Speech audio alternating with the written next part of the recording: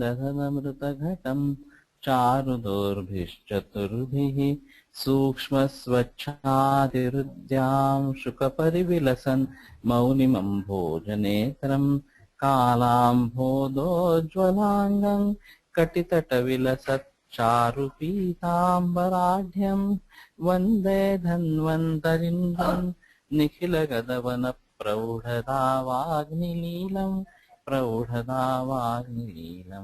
ब्रह्मणो हि समारब्धाम् आत्रेयाद्येषु पूजिताम् अस्मदाचार्यपर्यन्तां वन्दे गुरुपरम्पराम् आयुर्वेदरतं वन्दे माधवाख्यं महागुरुम् आयुर्वेदामृतं सर्वं शिष्येभ्यो यः प्रदत्तवान् द्रष्टाज्ञानी दृष्टकर्मा कृतकर्मा तथैव च अध्यापकोऽभिषक्श्रेष्ठो महान् संशोधकस्तथा गुणैरेतैः समुदितैः यत्कार्यं प्रतनोति सः समृद्ध्यर्थं हि कार्यस्य वयं नु प्रयतामहे रागादिरोगाः सहजाः समूला येनाशु सर्वे जगतोऽप्यपास्ताः तमेकवैद्यं शिरसा नमामि वैद्यागमज्ञांश्च पितामहानि।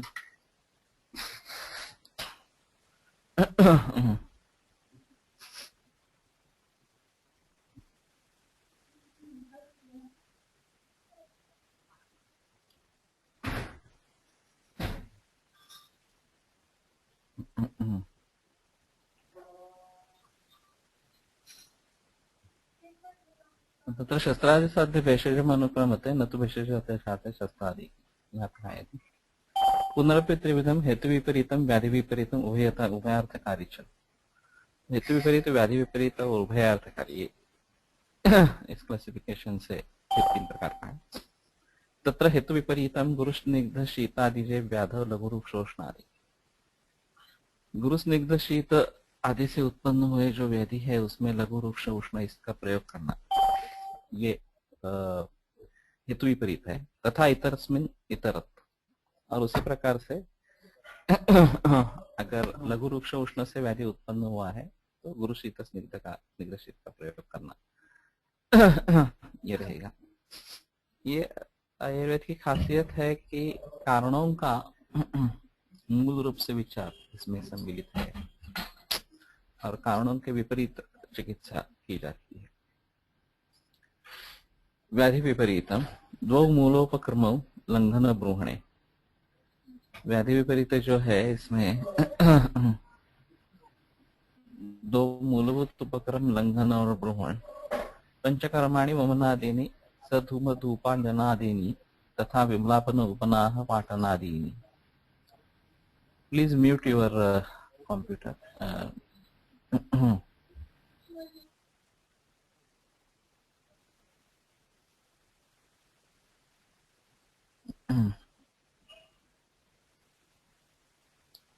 यद् व्याधि विशेषा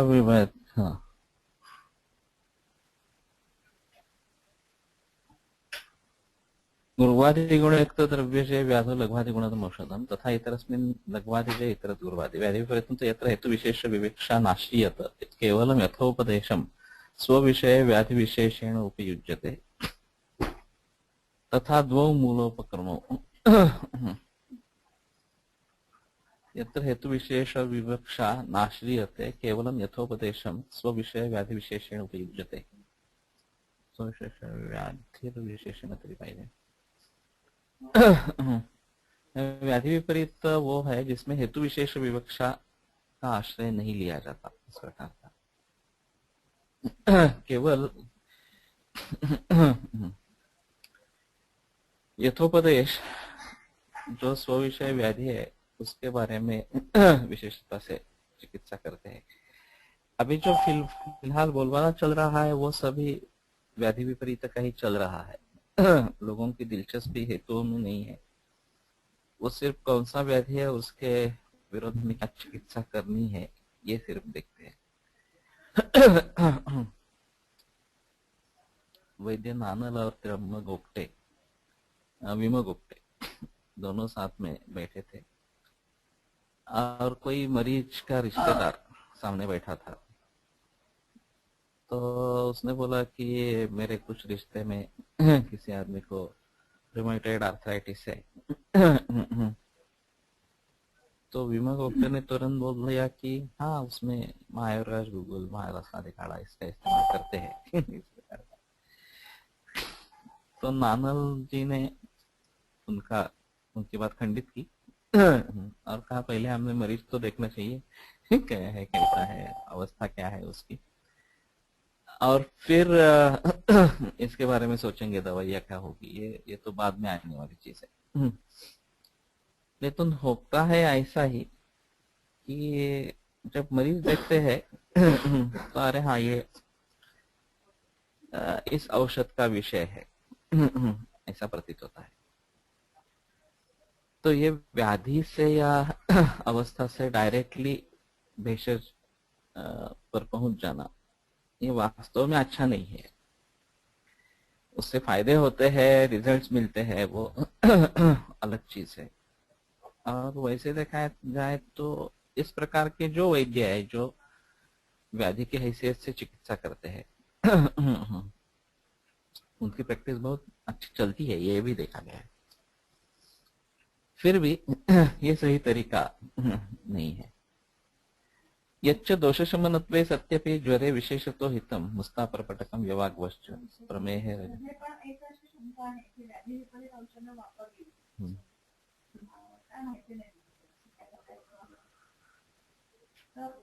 असं होतं का की त्याच्या उलट जसं इकडे साईड इफेक्ट होतात तसे त्याच्यातून सवाल ऐसा है कि हेतु वगैरह कुछ देखे बगैर अगर सिर्फ व्याधि विपरीत चिकित्सा की जाती है तो उसके कुछ दुष्परिणाम हो सकते हैं क्या, या फिर उससे फायदा नहीं होगा, ऐसा भी हो सकता है क्या? तो दुष्परिणाम भी हो सकते हैं, फायदा नहीं हुआ ऐसा भी हो सकता है, क्योंकि जब तक रोगमाधव परीक्षित ततोनंतरम औषधम ततः कर्म विषय पश्चात ज्ञानपूर्वम समाचार, ऐसा निर्देश। तो पहले रोग की पूरी परीक्षा होनी चाहिए विधान पंचक से, तो उसमें कारणों का पता चलेगा। संक्षेपत क्रिया योग निदान परिवर्जनम के हिसाब से उसको टालने के लिए हम बताएंगे। लेकिन ये अगर नहीं करते हैं और सीधा दवाई दे देते हैं कुछ तो आशंका रहेगी कि उससे कार्य होगा ही या नहीं होगा। हम ऐसी अवस्था में क्या करते हैं कि दवाई देखकर अगर काम नहीं होता है तो फिर सोचने लगते हैं कि इस दवाई से काम क्यों नहीं हुआ। तो फिर हमारे डायग्नोसिस में कुछ गलती है क्या और कुछ ढूंढना है क्या वगैरह वगैरह।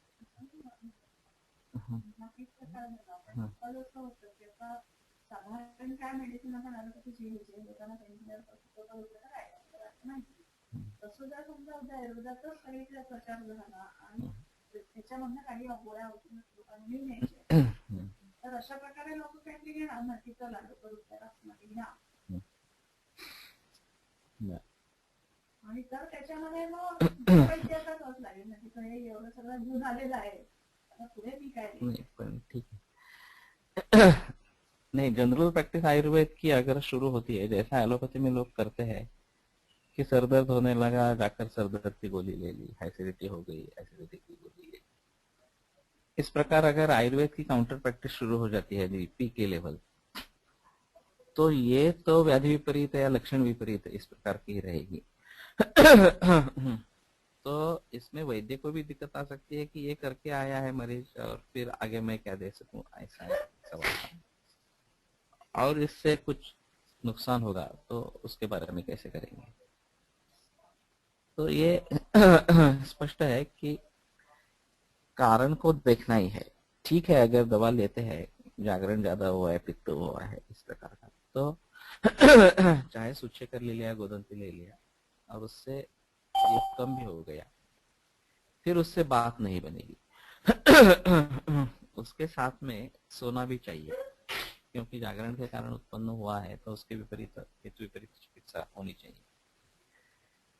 तो वो लोग नहीं करते, कारण ढूंढने की चेष्टा भी नहीं करते और उसके विपरीत चिकित्सा करने की बात भी नहीं करते। हेतुलिंगे प्रशमने रोगाणाम पुनर्भवे ज्ञानम चतुर्विधं यस्य स राजार भविष्यति, ऐसा एक सूत्र है। हेतुलिंग प्रशमन और अपुनर्भव, इस 4 प्रकार का ज्ञान जिसको हो वह वही वैद्य भिषक्त में है और राजा रहता है। तो वास्तव में सिर्फ रोग का ज्ञान होना और उसके लिए कुछ दवाइयां मालूम होना ये पर्याप्त नहीं है। दूसरी चीज ऐसी भी है कि इनके पास ऐसे दवाइयों के प्रयोग होने के कारण ज्यादा सक्सेसफुल भी रहते हैं और जो शास्त्रीय दृष्टि से चिकित्सा कर रहा है वो शायद इन औषधियों तक पहुंच नहीं पाएगा। ये भी हो सकता है जो परंपरा से इस रूप में आए हैं। फिर भी बेहतर तरीका शास्त्र की दृष्टि से चले और परंपराओं को संग्रहित करते जाए क्या ऐसी ऐसी अवस्था है तो व्याधि विपरीत इसमें क्या इस्तेमाल में आता है ये समझने की चेष्टा करें इस प्रकार का, तो दोनों तरीके से फायदा होगा। लेकिन कहने का मतलब ये है कि व्याधि विपरीत अभी ज्यादा चल रहा है, वो आसान है ज्यादा, लेकिन लंबे समय तक अगर करना है तो बेहतर है कि हम शास्त्र की दृष्टि से ही चले।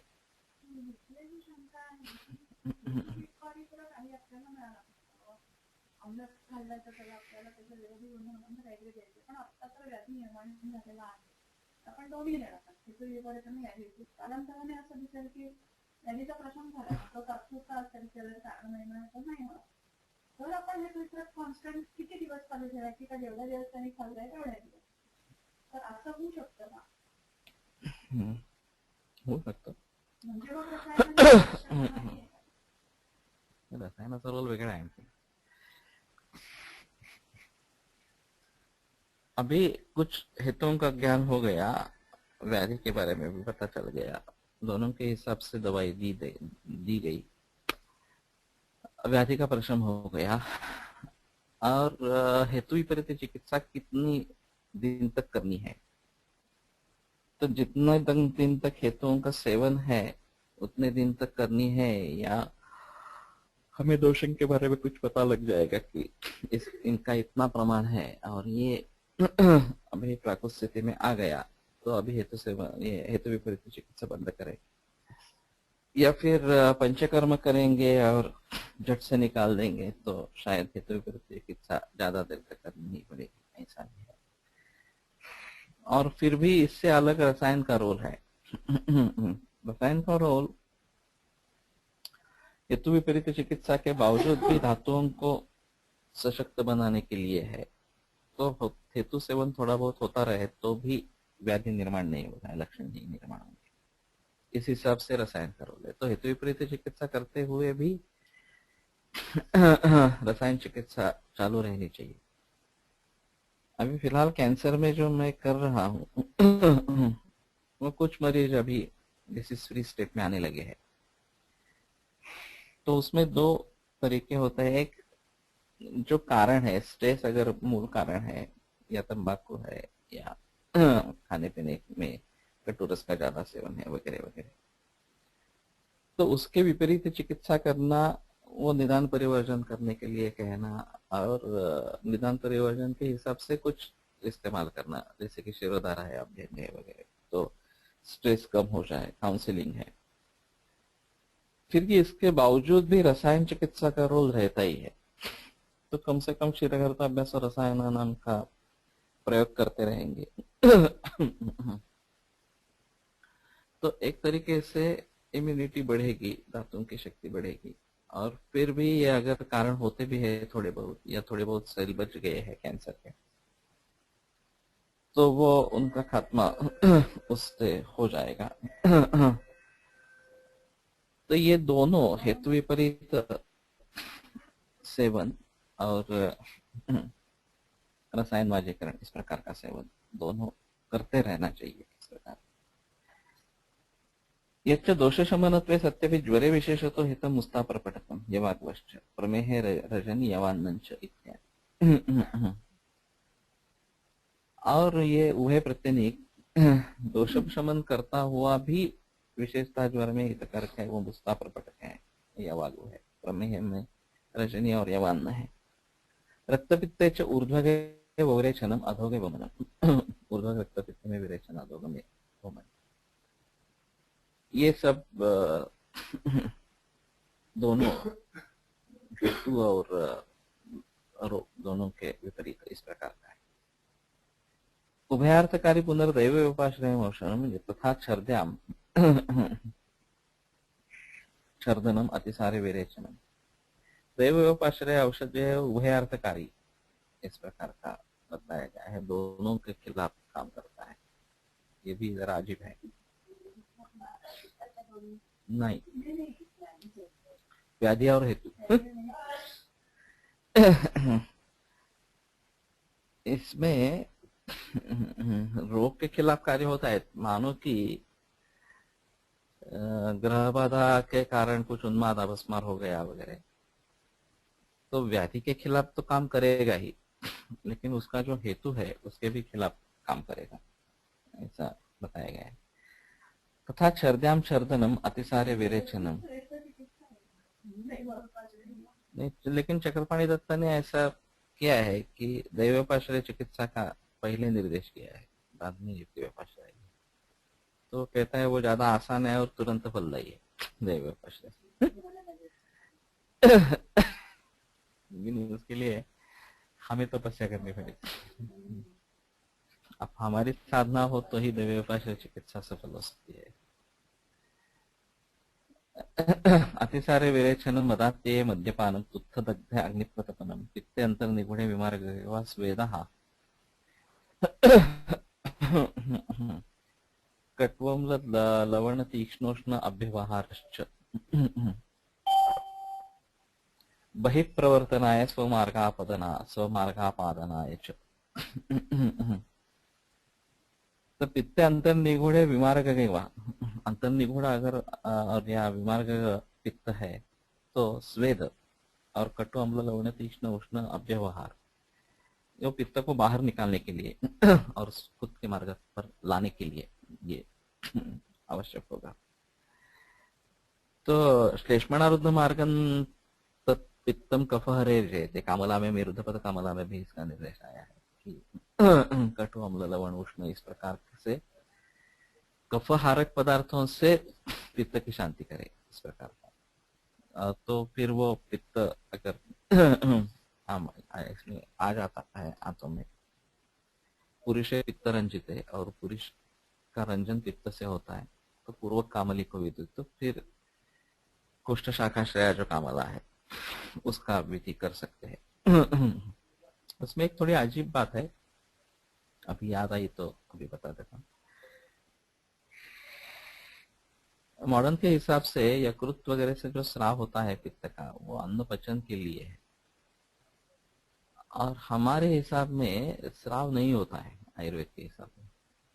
त्यक्त द्रवत्वम पाकादि कर्मणा नल शब्दितम, ऐसा है, उसमें स्राव नहीं हो जाए नष्ट हो जाता है। वास्तव में पित्त और अग्नि में इतना ही भेद है कि पित्त अग्नि का आश्रय है, और हम बचपन से जो सीखते आए हैं वो इस प्रकार के पाचक स्राव निर्माण होते हैं, वो आंतों में आ जाते हैं और उससे पचन होता है वगैरह। और ग्रंथों में बिल्कुल उल्टा निर्देश है, त्यक्त द्रवत्वम पाकादि कर्मणा अनल शब्द, उसमें जो द्रवत्व है वो निकाल दिया जाता है और जो फिर अग्नि है वो पचन करता है। अब ये द्रवत्व जो है वो पित्त को है, पुरुष को रंग देने वाला है, क्योंकि कामला में ये बात बताई गई है पुरुष पित्त रंजित है। तो नॉर्मल केस में उस पित्त का कार्य पुरुष को रंजन करना है, न तो पाचन करना है, वो तो अग्नि का कार्य है इस प्रकार। और वैसे पुरुष की निर्मित बाद में होती है सार्किट का विभाजन होगा, फिर पित्त से पुरुष की निर्मित होगी और उसका रंजन इस पित्त से होगा।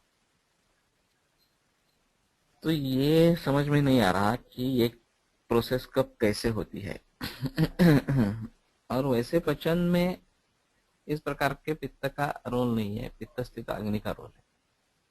ये बड़े अजीब है और एलोपैथी से बिल्कुल कॉन्ट्राडिक्ट है। सभी चीजें है। पुरुषाला रंग दिल्यामुळे काय होतं मग? त्याचे पित्ताचा स्राव पण होतो त्याला हा, बाहेर स्राव होतो. तर स्रावाचा संबंध पित्ताला रंग द्यायला, सॉरी पुरुषाला रंग द्यायला होतो आणि अग्नी त्यातला आहे तो पचन करतो. ते कळलं मला. पण म्हणजे मनाला रंग दिला ते एवढंच नव्हतं, ते पित्त दररोजचं करून बाहेर पडतं का? असं होणारच ना. म्हणजे काय त्याचा मला पण मला करायचा करता पुरुषाला जाऊन नाही असं आहे.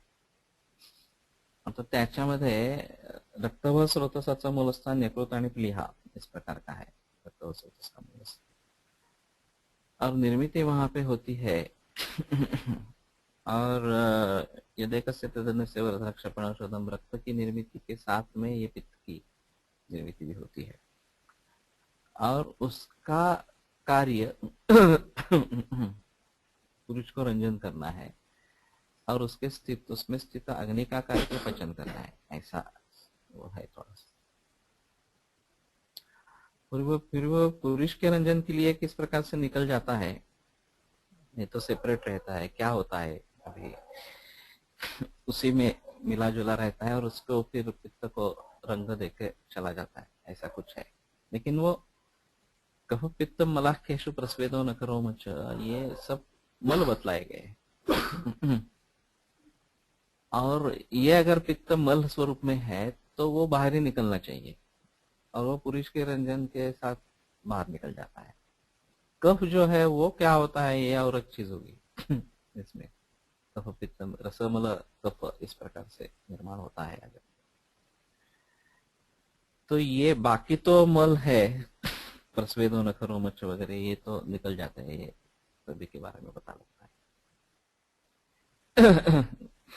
लेकिन रसमल कफ इसका इस्तेमाल कहाँ पे होता है और वो कैसे बाहर निकलता है ये एक बार देखना पड़ेगा. लेकिन ये मल है सिर्फ ऐसा है कि अग्नि उससे संबद्ध है इतना ही, और वो अग्नि पचन में इस्तेमाल में आता है. तो ये थोड़ा देखना पड़ेगा.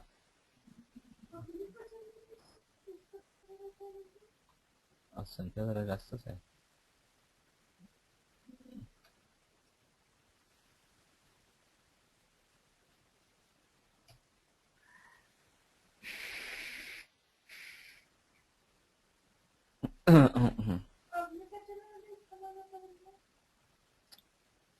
अग्नि जो है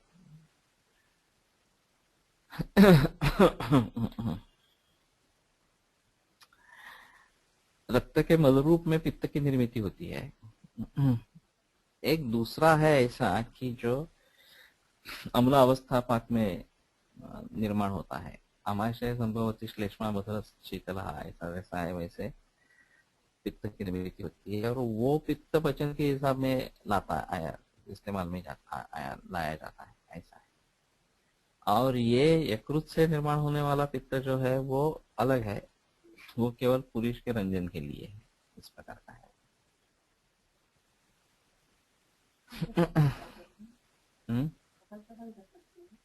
कफाचं ते क्लेदन करणं मला वाटतं तेवढंच त्याचं कार्य आहे अन्नाचं.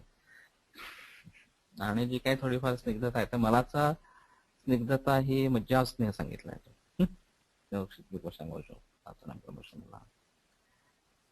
कफाचं नेमकं काय आहे असं एकदा बघायला. रसमल कफ म्हणून निर्माण होतो तो कुठे वापरला. किसी को कोई सवाल है या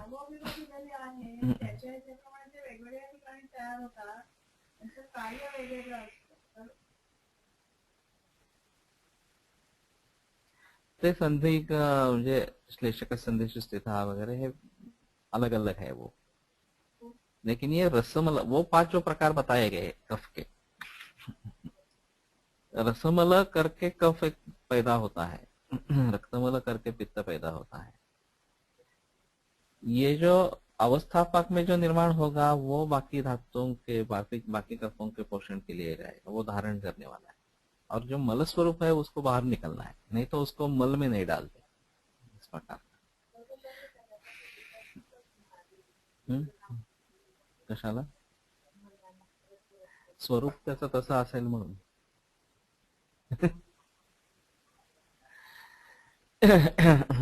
ये थोड़ी अलग अलग चीजें हैं कि किस प्रकार से ये होता है. एक ही पित्त संज्ञक भाव है शरीर का, जो पचन के हिसाब में जन्माला येतो त्याच्या आधी गर्भावस्थेत वातावरणाच्या लोकांची निर्मिती कधी होते?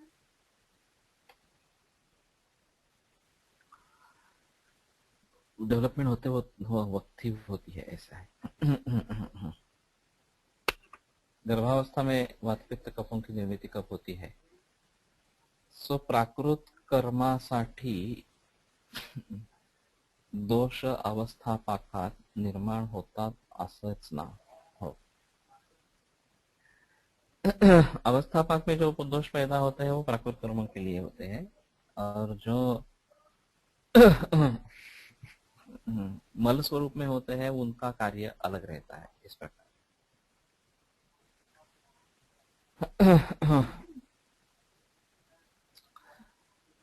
नाही प्रवातना श्लेष्मणीच्या अंतर निगूढ आहे.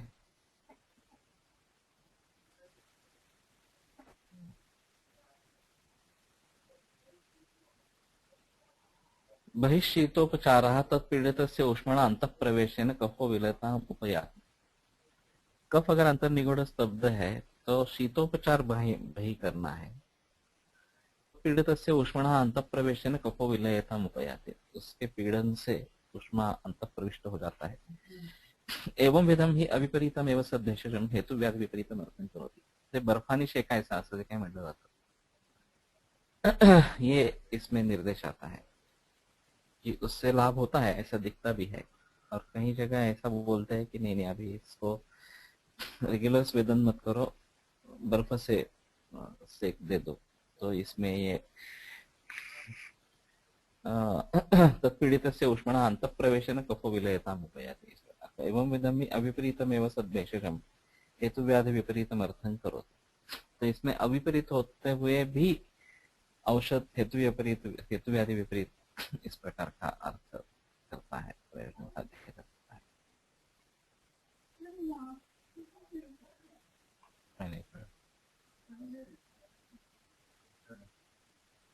उठाला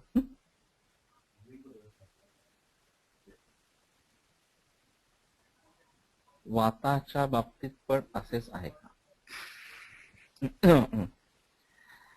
कफ और पित्त के बारे में ये ज्यादा स्पष्ट है.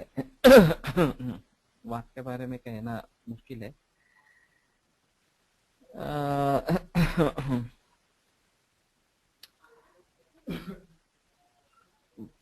कफ के बारे में थोड़ा सा ऐसा है कि उष्ण और शीत ये प्रमुख गुण, और दोष के बाकी गुण.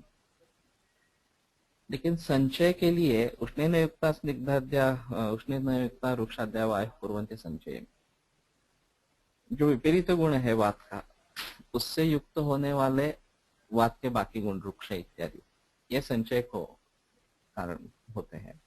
शीतेन कोपम, और फिर उसमें उष्ण के बजाय शीत हो गया तो कोप हो जाता है. उसी प्रकार पित्त के बारे में भी शीतेन युक्ता तीक्ष्णाद्या क्षयं पित्त से कुर्वते. विपरीत गुण जो शीत है और तीक्ष्णादि बाकी गुण है तो पित्त का क्षय होता है. उष्णेन कोपम, और फिर उष्ण से कोप होता है. और शीतोपसंविता मंदाद्या, ये उसके लिए दवा है. लेकिन कफ के बारे में शीतेन युक्ता स्निग्धाद्या कुर्वते श्लेष्मणश्च. स्निग्धादि गुण और कफ का ही शीत गुण, इससे क्षय होता है. उष्णेन कोपम, और उष्ण से कोप होता है. और गुणा रुक्षादय शम, रुक्षादि गुण से शमन होता है. तो गुणों की कैटेगरी में ये थोड़ा विभाजन करना चाहिए संचय प्रकोप की अवस्था से. शीत उष्ण गुण को ध्यान में रखना है. और दोष कौन सा है, वात और पित्त के हिसाब से विपरीत गुण होना है और कफ के हिसाब से समान गुण होना है संचय के लिए। प्रकोप के लिए वात और पित्त के लिए समान गुण होना है, कफ के लिए विपरीत गुण होना है, उष्ण गुण होना है। और शमन में सभी के विपरीत ही है, अपने अपने दोष के विपरीत ही गुण होने चाहिए। और बाकी जो गुण है तो इसमें ये दिखाई देता है कि बाकी गुण जो है रूक्षादि गुण है या तीक्ष्णादि गुण है या स्निग्धादि गुण है, ये वात पित्त और कफ के, उनके साथ में जोड़ किसकी रहेगी, शीत या उष्ण की, उसके आधार पर संचय प्रकोप होता रहेगा। और ये खासकर ऋतु चक्र में भली भांति उसका पता लग जाता है। अगर यही हाल हम आहार विहारों के बारे में सोचते हैं कि किस प्रकार का सेवन है और उसके साथ में शीत उष्ण का क्या है, तो किस दोष की संचय अवस्था, किस दोष की प्रकोपावस्था हो जाएगी, ये थोड़ा बता सकेंगे। कफ और पित्त ये मूर्तिमंत भाव विशेष है, तो इसमें ये निगूढ़ श्लेष्मा है, निगूढ़ पित्त है, तो विपरीत गुण से भी समान गुण से भी वो अंतस्थित जो कफ है पित्त है उसको विलायन करके बाहर निकालेंगे। वायु के बारे में ऐसा नहीं होगा। केवल अस्थि में जो वायु घुस गया है, ये चूषे पवनम बलि इस प्रकार का जो कुछ निर्देश किया है, अंतर्निगूढ़ अस्थि में स्थित वायु है और पीड़ा दे रहा है, तो अस्थि में छेद करके उसका चोषण करना है, इस प्रकार की चिकित्सा बतलाई गई है। तो मरीज भी देखे नहीं है, ग्रंथों में इस प्रकार की कंसेप्ट आई है। तो वात के बारे में थोड़ा बताना मुश्किल है कि उष्ण शीत अगर बाहर से इस्तेमाल करते हैं तो वो अंतर उष्णता उसमें रह जाएगी और फिर वात का प्रसरण होगा इस प्रकार से। लेकिन प्रसरण होने के बाद उसका शमन होगा या नहीं होगा, ये थोड़ा अलग अलग चीज है, उसके बारे में थोड़ा सोचना पड़ेगा।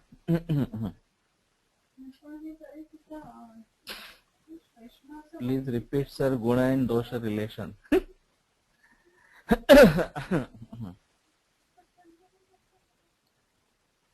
हाँ ठीक है। ये काफी टेढ़ा मामला है गुण और दोषों का विवेचन। वास्तव में ऐसा है कि दोष द्रव्य स्वरूप है, उसके साथ गुण और कर्म जुड़े हुए हैं, और बाहर जो हेतु सेवन होगा वो भी द्रव्य के हैसियत से ही होगा, क्योंकि गुण तो द्रव्य के बिना रह नहीं सकते। रुक्ष शीत स्निग्ध जो भी गुण हम सेवन करेंगे वो द्रव्य के आधार से ही सेवन करेंगे। लेकिन कौन से गुण इकट्ठा है, ये शीत और उष्ण को बगल में रखते हैं, बाजू में रखते हैं, वो छोड़कर दोष के जो प्रधान गुण है, रुक्ष हो लघु हो वगैरह, ये बात के हिसाब से, या तीक्ष्ण हो उष्ण हो, तीक्ष्ण हो या लघु वगैरह, ऐसे जो है सर वगैरह ये पित्त के है, या स्निग्ध शीत, शीत छोड़ो फिर स्निग्ध गुरु वगैरह जो है वो कफ के है। तो इनको किसकी जोड़ मिलती है इसके ऊपर ये थोड़ा सा निर्भर रहेगा। वात और पित्त के लिए विपरीत शीत या उष्ण की जोड़ अगर मिलती है तो संचय शुरू हो जाता है, और फिर समान शीत उष्ण की जोड़ मिलती है तो प्रकोप हो जाता है। कफ के बारे में उल्टा है, उसके समान की जोड़ मिल जाती है तो संचय हो जाते हैं, विपरीत की जोड़ मिल जाती है तो प्रकोप हो जाता है। और शमन करने के लिए सभी तरीके से गुण विपरीत ही होना है, वात पित्त कफ तीनों के लिए हिसाब से। तो ये ऋतु चक्र में भली भांति दिखाई देता है। ग्रीष्मे वायुचयन रुक्षरात्रिल्प भावता दिवा स्वप्न करो, ऐसा वगैरह जैसे सूत्र आते हैं। तो उसमें आपको बढ़ावा मिलता रहता है और कफ क्षय होता जाता है। और फिर वर्षा ऋतु में ये संचित वायु जो है, काल के उष्ण के कारण जिसका प्रकोप नहीं हुआ, सिर्फ संचय हुआ, उसका वर्षा ऋतु के शैत्य के हिसाब से प्रकोप हो जाता है और फिर शरद की उष्णता से उसका शमन हो जाता है आगे चलकर। उसी प्रकार पित्त का भी क्षय वर्षा ऋतु में, शीत ऋतु है, तीक्ष्णादि सेवन है क्योंकि अग्निमंद है तो शीत और तीक्ष्ण के हिसाब से पित्त का क्षय हो जाता है। शरद ऋतु में जैसे उष्णता मिल जाती है तो प्रकोप हो जाता है और हेमंत ऋतु में शैत्य फिर से आ गया तो शमन हो जाता है और हेमंत में इसका क्षय आरंभ हो जाता है कफ का, स्निग्ध और शीत दोनों साथ में है। वसंत में उष्ण के संपर्क से प्रकोप हो जाता है और ग्रीष्म में उष्ण और रूक्ष दोनों के हिसाब से शमन हो जाता है। तो ये ऋतु चक्र में यह बात भली भांति जान सकते हैं। सवाल यह है कि चयादीन यांति दोष सद्योपि दोषा काले पिवानत आहारादि वशात पुनः, आहारादि के योग से दोषों का तुरंत क्षय वगैरह हो जाता है। प्लीज म्यूट कर। त्रिलोक, तुम बात करना चाहते हो?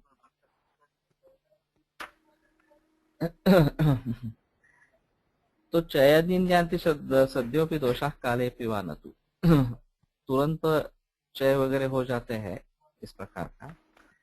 तो इसमें ये देखना पड़ेगा कि दोषों को बढ़ावा देने वाले अन्य गुण और शीत और उष्ण में से कौन सा गुण उसके साथ में रहता है, उसके आधार पर क्षय प्रकोप वगैरह कैसे होंगे ये देखना पड़ेगा। अब दूसरी चीज ऐसी है कि कुछ आहारात्मक हेतु है, कुछ विहारात्मक है, कुछ मानसिक स्तर पर है, इनका मेलजोल किस प्रकार से रहता है इसके ऊपर भी निर्भर रहेगा।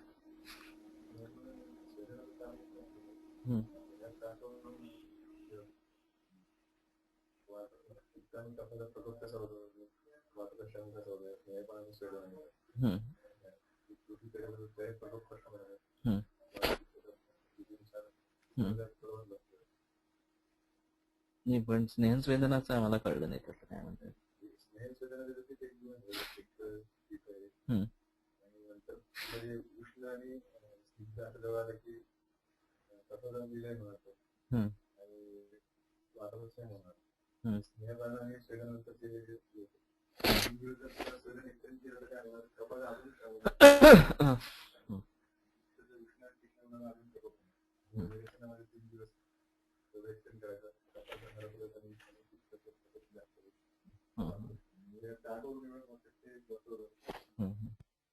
गणेश थोड़ा बात कर रहा है इसके बारे में कि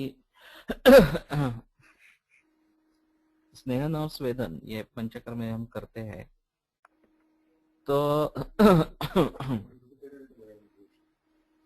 हाँ, वो ऋतु जैसा ही है थोड़ा सा, लेकिन कफ के लिए, वमन के लिए 1 दिन रुकने का निर्देश है और विरेचन के लिए 3 दिनों का निर्देश है। इस प्रकार का है दूध बंद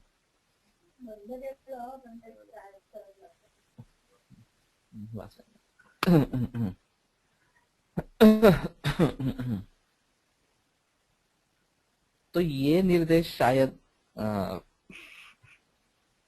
दोषों का परिवर्तन किस प्रकार से होता रहता है और कब उसको बाहर निकालना है, इसके हिसाब से ये गुणों का जो जोड़ है वो ध्यान में रखना पड़ेगा। मैं थोड़ी अलग बात कर रहा था कि आहार से निर्माण होने वाले दोष, उसके गुण, विहार से निर्माण होने वाले दोष और मानसिक कारण वगैरह से निर्माण होने वाले दोष, इन सबका तालमेल किस प्रकार से होगा इसके ऊपर वो संचय प्रकोपादि अवस्था किस प्रकार से होगी ये निर्भर रहेगा। अगर हम अभी जो ट्रेंड है खाना खाने का बाहर, तो पहले पाव भाजी पानीपुरी या कच्ची दाबेली वगैरह ऐसा कुछ खा के फिर आगे आइसक्रीम खा लेते हैं वगैरह। क्योंकि इससे जलन पैदा हो गई तो उसका शमन करने के लिए कुछ करना है एक्स्ट्रा। तो इसमें उष्ण रूक्ष या उष्ण स्निग्ध ऐसा कुछ पहले सेवन किया है, फिर बाद में शीत स्निग्ध वगैरह ऐसा कुछ सेवन किया है, तो परिणाम था उसका क्या होगा, ये सोचना पड़ेगा इस सभी के बारे में। अगर एक ही तरीके का सेवन है तो उसके परिणाम के बारे में हम भली बात बता सकते हैं। मिठाई क्या है, गुरु भोजनी है वगैरह वगैरह, इसमें बहुत विभिन्न विभिन्न पदार्थ होते हैं। तो इन सबका मेल क्या होगा ये देखना पड़ेगा, और ये आहारात्मक हेतु और विहारात्मक हेतु इनका मेल कैसा रहेगा ये भी देखना पड़ेगा। तो ये केस टेकिंग जब करते हैं और कारणों से शुरुआत करके लक्षणों तक आ जाते हैं संप्राप्ति के ऐसे से, तो ये सब ध्यान में रखना पड़ेगा कि इस प्रकार से ये निर्माण हुआ है इस प्रकार का। काफी लंबा विषय है, गहरा है।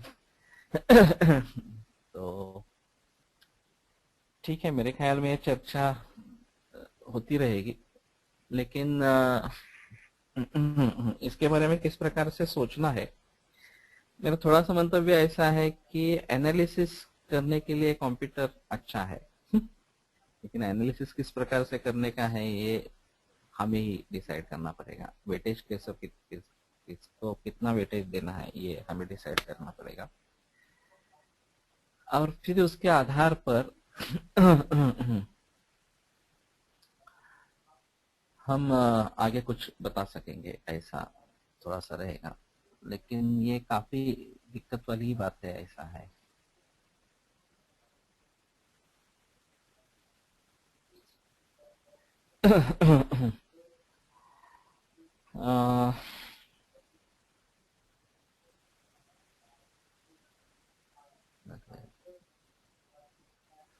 अनुष्ठितम पुनः द्विविधम बाधनम अनुबाधनम।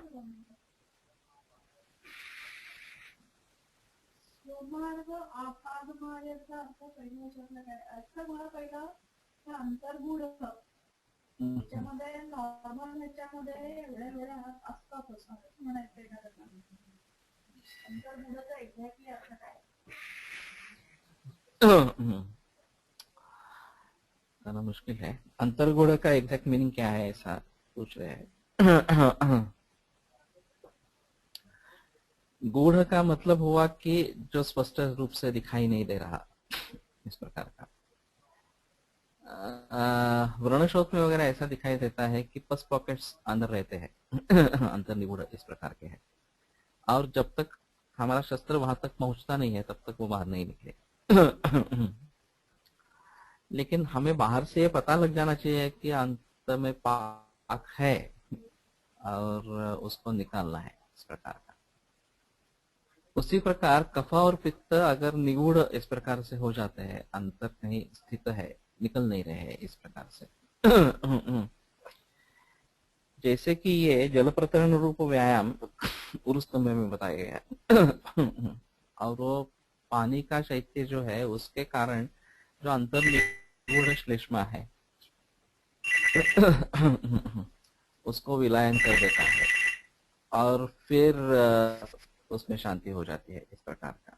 ये इस प्रकार का अंतर्निगूढ़ रहेगा। वैसे अंतर्निगूढ़ निगूढ़ शल्य मन में भी होता है, मानसिक शल्य के बारे में, और वो भी एक बड़ा विषय है। ये एक लाड़ के छात्र की किताब है, Ayurveda and life time impressions. उनका यह कहना था कि जब कोई हादसा हो जाता है और डीप इम्पैक्ट उसका मन पे हो जाता है तो उसका रिफ्लेक्शन शरीर में आ जाता है। जैसे हम केन की कुर्सी का इस्तेमाल करते हैं और उसके इंप्रेशन जम जाते हैं।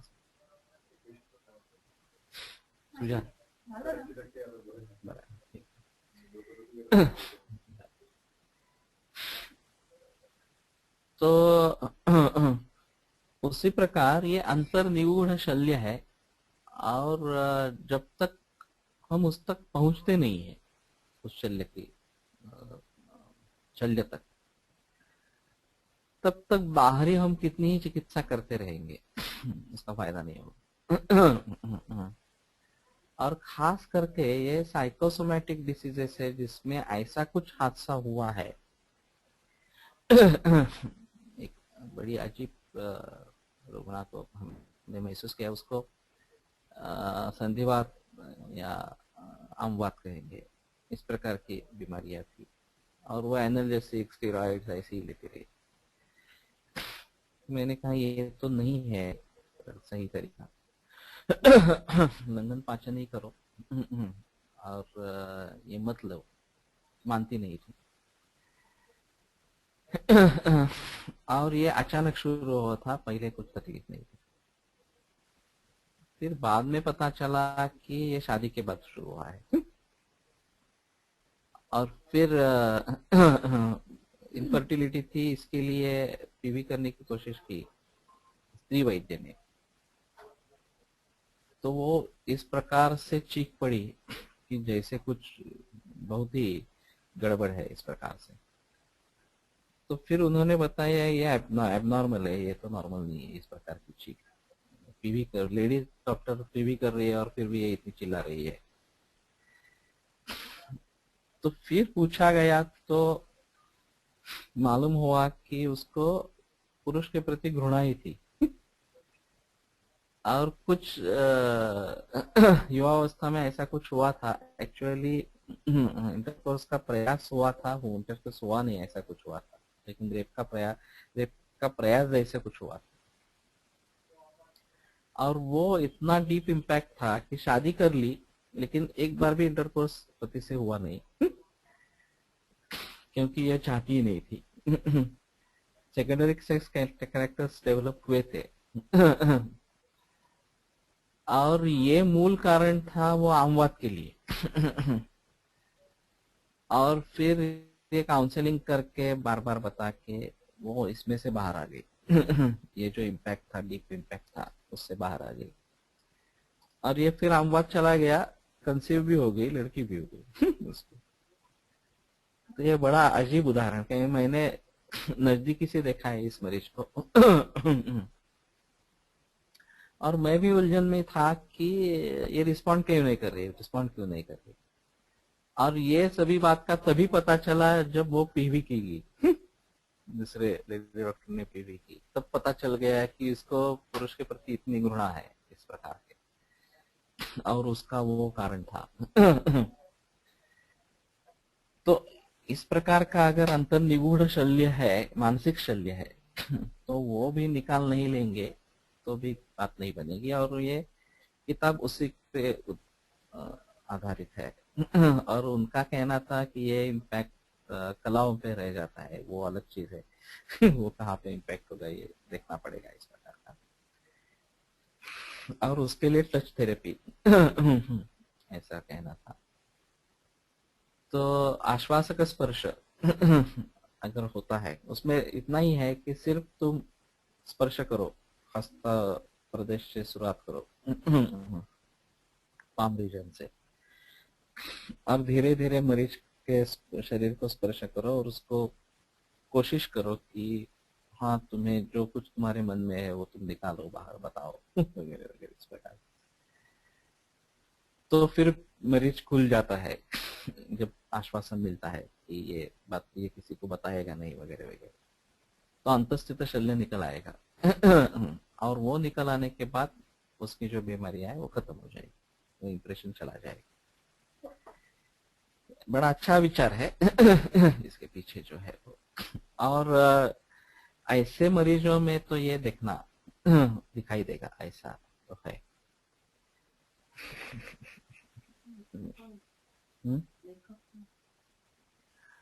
जो फॉरेनर है, अमेरिकन है।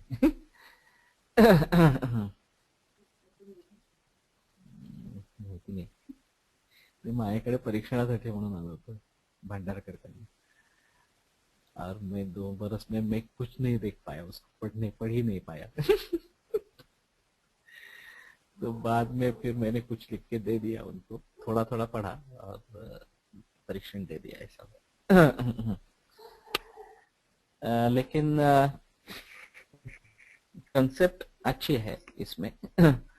तो अंतर्निगूढ़ इस प्रकार का होना ये जहां पे कारण है, तो साइकियाट्री में हमें शायद इसका इस्तेमाल करना होगा। सोहन पाठक परसों बता रहा था 3-4 वर्ष वाले लड़के, उनको पिक्चर निकालने के लिए कहा। तो उसमें पिता का जो पिक्चर निकाला वो बहुत गुस्से वाला आदमी है। ऐसा उस पिक्चर से पता लग गया। फिर एक टीचर का चित्र निकाला, वो भी ऐसा ही था। तो फिर उसको समझाया और पूछा, तो फिर बता दिया कि मैं तो उसको शूट करना चाहता हूँ, उस टीचर को, वो बहुत मुझे मारती है वगैरह वगैरह। और ये 3-4 बरस वाला लड़का बोल रहा है। तो ये हमें समझ लेना चाहिए कि किस प्रकार के इम्पैक्ट्स होते हैं, क्या होते हैं। और ये इम्पैक्ट इसी तरीके से अगर रह जाएंगे। मेरे एक दूसरे बुजुर्ग आदमी थे, उनको जब उनका 90 वर्ष का चल रहा था, 90 ईयर ओल्ड, तो उस समय मेरी उनसे बात हुई। उस समय में भी उनके मन में ये था कि मेरे पिता ने मुझको बहुत मारा है और वजह के बिना मारा है।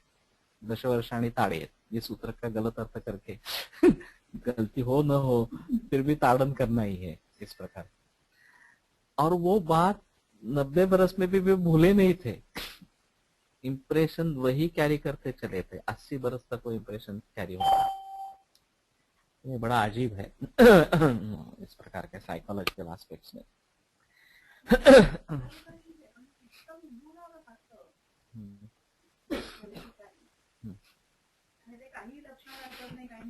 नाही, असं नाही होणार, लक्षण दाखवेल। हम उसको भली भांति समझ सकेंगे नहीं सकेंगे ये अलग चीज है, वो कुछ लक्षण तो पैदा करेगा। ये ऊपरी हिस्से में अगर वो क्लोज हो जाता है तो इस प्रकार के निगूढ़त्व का अनुभव होगा। ये समझ लेना अभी मुश्किल होगा थोड़ा सा। वैसे भी हिमाचल प्रदेश में अगर ये ठंड के कारण जो गैंग्रीन हुआ था सोनिया की सांस का, वो भी शैत्य के कारण पित्त अंतर्निगुण हो गया। पचन जो है धातुओं का, वो तो पित्त के बगैर होगा नहीं, लेकिन ये अंतर्निगुण है। और उसको निकालने के लिए बाहर शैत्य का भी उपयोग कर सकते हैं, नहीं तो उष्ण का उपयोग कर सकते हैं। ऐसा थोड़ा सा उसमें रहेगा। ज्यादा निगुण है तो शैत्य का ही शायद इस्तेमाल करना पड़ेगा। ऊपरी है तो फिर शैत्य को निकाल के हीटिंग करके स्वेदन करके निकालेंगे इस प्रकार। आपादन म्हणजे अन्न,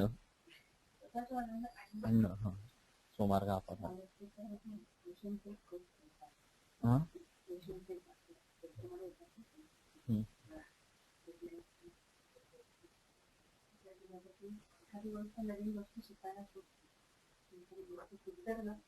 जास्त अवघड आहे।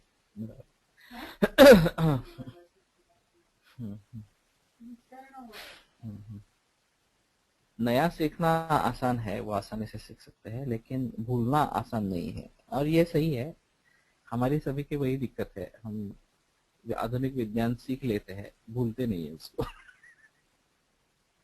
तो भूलना काफी मुश्किल है। नया आयुर्वेद सीखना ठीक है, थोड़ा थोड़ा बहुत कर लेते हैं, लेकिन वो भी पहले वाला जो हमने सीखा है उसी के आधार पर सीख लेते हैं, ऐसा है। तो ये इंटीग्रेशन ही हो जाता है, पूर्ण रूप से शुद्ध विचार नहीं हो सकते, और ये सबसे बड़ी मुश्किल है। तो एक ऐसे भी उसने दूसरी केस बताई थी, विदेश में ही है ये, कि लिफ्ट मांगी और रेप हुआ उस लड़की के ऊपर।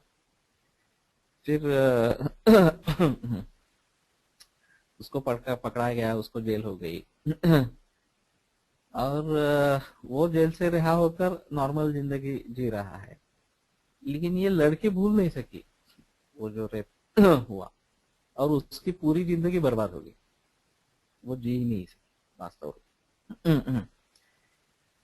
तो ये अगर इस प्रकार का लाइफ टाइम इम्प्रेशन बन जाता है और उसमें से अगर लोग बाहर नहीं निकलते हैं तो बड़ा मुश्किल है इस प्रकार का। तो साइकोलॉजी में थोड़ा इसके बारे में देखना पड़ेगा। लेकिन ये शुरू हुआ निगूढ़ शल्य और निगूढ़ शल्य इस जिस प्रकार से ये शारीरिक स्तर पे होता है उसी प्रकार मानसिक स्तर पे भी होता है, ये देखना पड़ेगा।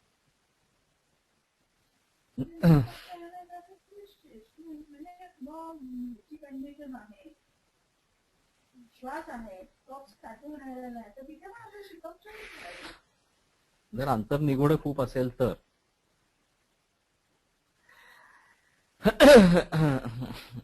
नॉर्मल कोर्स मध्ये तुम्ही विपरीत गुणाची चिकित्साच करणार असं आहे. अंतर निगूढ कसा ओळखायचा मग? हाँ, आसान नहीं है। मरीज कम रहेंगे इसके, ऐसा नहीं है कि मरीज नहीं रहेंगे, मरीज कम रहेंगे। लेकिन समझ लेना चाहिए इस प्रकार से।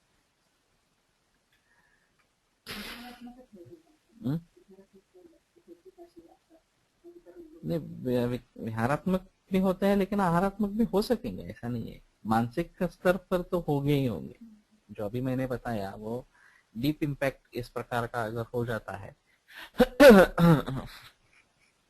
तो ये प्रिय व्यक्ति की मृत्यु होने के बाद हादसा हुआ और फिर जो डीप इम्पैक्ट शरीर में रह गया उसके कारण कैंसर हो गया आगे, ऐसा दिखाई देता है। तो ये अंतस्थित शल्य ही है एक प्रकार से, दोष ही है, और वो भीतर ही कुछ प्रोसेस कर देते हैं, कैंसर हो जाता है इस प्रकार से। लेकिन ये मानस भावों का शारीर भावों में परिवर्तन इस प्रकार का है, और फिर उसको देखना पड़ेगा और उसको हम निकाल सकेंगे कैसे करेंगे ये और अलग से सोचना पड़ेगा। विकसन ये एक इसमें चिकित्सा के रूप में आ सकता है, सोच विकास करना इस प्रकार से। अनौषधम पुनः विविधम बाधनम अनुबाधनम, बाधन और अनुबाधन ये प्रकार अनौषध के भी दो प्रकार होता है। तत्र सद्य प्राणहरम बाधनम कालांतरेण अनुबाधनम, तत्काल जो बाधा निर्माण करेगा वो प्राण हरण करेगा, वो सद्य प्राणहर वो बाधन है, और कालांतरेण जो अनुबाधन है। परंतु अथवा रसवीर्याभिभेदेन यथास्थूलम औषध एक देशः उपदिश्यते। तो रसवीर्यादि भेद से यथास्थूल औषध देश, औषधों को एक देश अभी बताते हैं।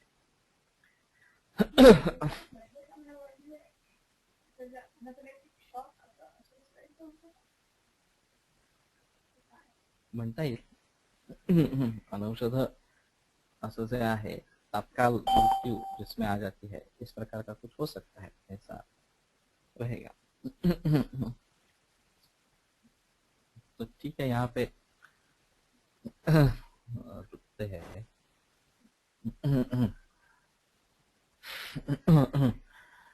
और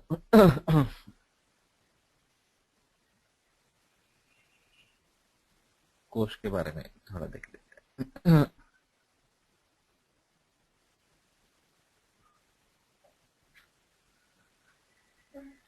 पचनस्य न आमस्य विष औषधस्य च अन्नस्य च कालता है दुर्बला। मेरे ख्याल में वचन पूरा हो पा रहा है।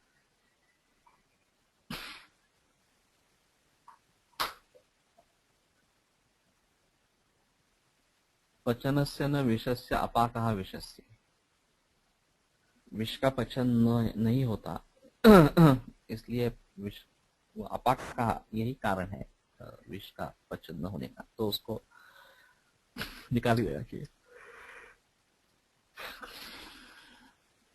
ठीक है, मेरे ख्याल में चिंता जागरणम दुखम भयम शयनम शोकः ये सब क्रोधा ये सब पचन न होने के हेतु है. छंदत्व म्हणजे आमेन भस्मना इव ज्वरे. अगर अग्नि के ऊपर भस्म जमा होता है और वो छन्न होने के कारण वो नहीं करता, उस प्रकार आम अगर अग्नि के ऊपर छा जाता है तो वो भी पचन नहीं करेगा. और क्रोध, चिंता, जागरण, दुख, भय, ये भी सब हेतु पचन नहीं होने देंगे. तो पचन ये बेसिक कंसेप्ट था. पक्ति से हमने शुरुआत की थी. चित्तम पक्ति उष्ण दक्षिणी. और उसमें आहार का पचन वो अवस्थापक में जो अभिप्रेत है वो, फिर धातुओं के स्तर पे पचन, महाभौतिक स्तर के पचन. और ये थोड़ा सा साधकाग्नि का भी उसमें विचार होना जरूरी इस प्रकार का है. और बाकी जो पित्त के हैं भेद जिनमें पचन का कार्य चालू रहता है वो भी हमें देखना चाहिए. फिर आम की निर्मिति किस प्रकार से होती है, उसमें गुरु स्निग्ध वगैरह इस प्रकार का आसन, अतिमात्रासन, अध्यशन ये भी हेतु है. और चिंता, शोक, क्रोध वगैरह ये भी हेतु है. और फिर उसके आधार पर उसकी चिकित्सा अलग अलग होनी है. और वैसे देखा जाए तो पचन ये बहुत ही महत्वपूर्ण कंसेप्ट है. और इसमें बाह्य भाव को शरीर भावों में परिवर्तित किया जाता है. और उसमें कुछ सार भाग और कुछ मल भाग, इस प्रकार के पित्त भाग, इस प्रकार का निर्माण होता रहता है. और पित्त से आगे फिर मल निर्माण होते हैं और वो बाहर वही निष्कासित होते हैं. और सार भाग में भी कुछ धातु बनते हैं, कुछ आगे चले जाते हैं. इस प्रकार की प्रक्रिया चालू रहती है. और दोष धातु मल का निर्माण ही इसी के ऊपर निर्भर है. तो आगे चलकर उसमें विकृतियां पैदा हो या फिर प्राकृत स्थिति बनी रहे, इस सभी के लिए पचन का रोल बहुत महत्वपूर्ण है. पूरी चिकित्सा उसी के ऊपर निर्भर है. इसलिए अगर हम इसको भली भांति जान लेते हैं पचन कंसेप्ट को, तो निदान और चिकित्सा में इसका काफी लाभ होगा. तो अगर किसी को कुछ सवाल पूछने हैं तो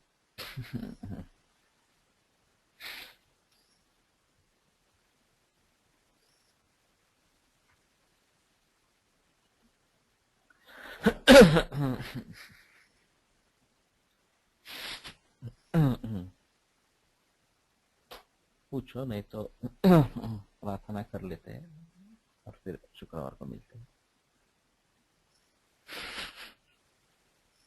आयुर्वेद प्रकांडो निगदित इह हि शल्यतंत्र प्रधानः शिष्येभ्यः शाश्वतोऽयं निखिल जन कृपा प्राप्त चित्तेन येन आयुर्वेदस्य वाञ्छन् पुनरपि भुवने तांच सुष्ठु प्रतिष्ठां श्रेष्ठं धन्वन्तरिं तं प्रणमति च सदा वैद्यवर्गो हि नूनम्.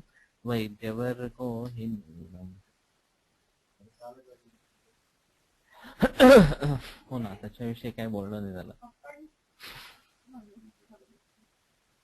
6:15 ठीक है या 6:30 ठीक है, के बारे में किसका सुझाव नहीं आया है. कुछ लोगों का कहना था कि 6:30 बेटर है.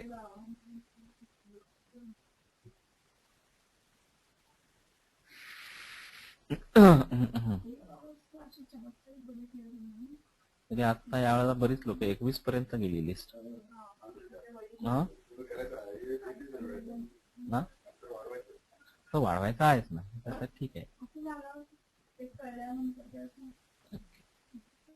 एकदम कुठलीच नाही. काहीच नाही दिसलं. आवड भावना नाही.